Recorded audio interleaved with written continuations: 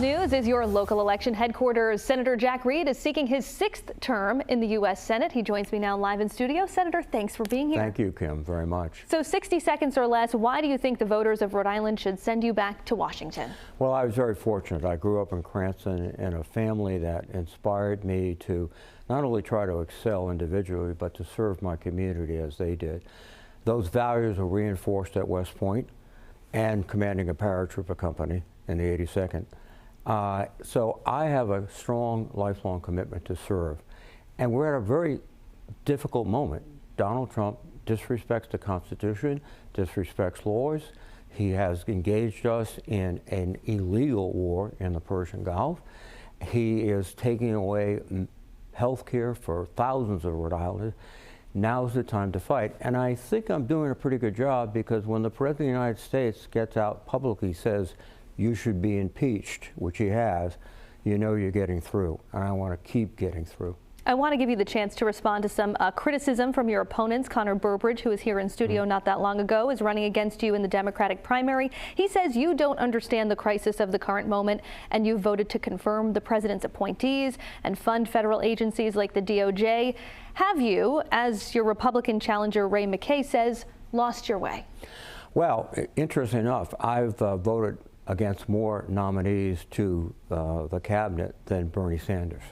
So, no, I am focused on what I hope is the character and the conduct of these cabinet members. I led the efforts against Pete Hegseth, and we almost defeated him. In fact, the first time in many, many years, if not centuries, that the vice president had to decide on his nomination.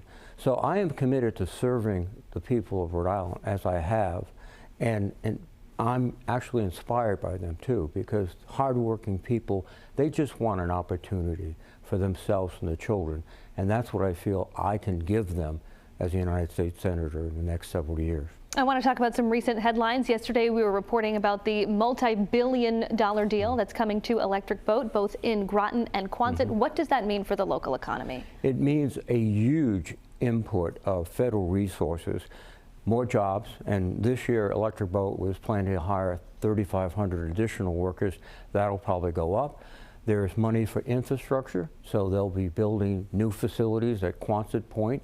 That'll mean all of our contractors and everybody else will have work. And it also will, I think, bring more subcontractors into Rhode Island that can help Electric Boat.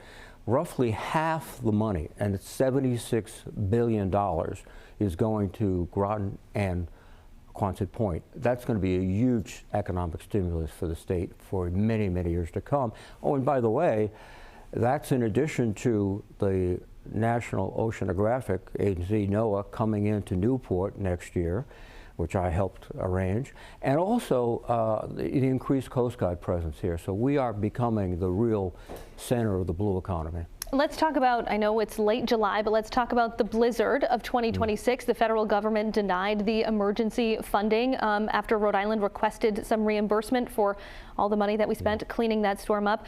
Any chance that they're going to reverse that decision? Have you heard any response to some of the letters you've sent? We are putting tremendous pressure, myself, Senator White House, Congressman Magazine, AMO, on the administration to do the right thing, because it is very clear they've admitted in testimony that these were partisan decisions. They were not based upon fact. It's just, if you were a blue state, you weren't getting the money, you red state, that is wrong. The American people created this FEMA fund to help Americans in distress, not for partisan retribution. So we're going to push as hard as we can, and I'm somewhat hopeful. We just, for example, I just got released $3 million for the state for housing that had been held up by the administration, and we're going to use the same pressure on this issue with FEMA. All right, Senator Jack Reed, we're out of time, but thanks so much for being here. Thank you. Yeah.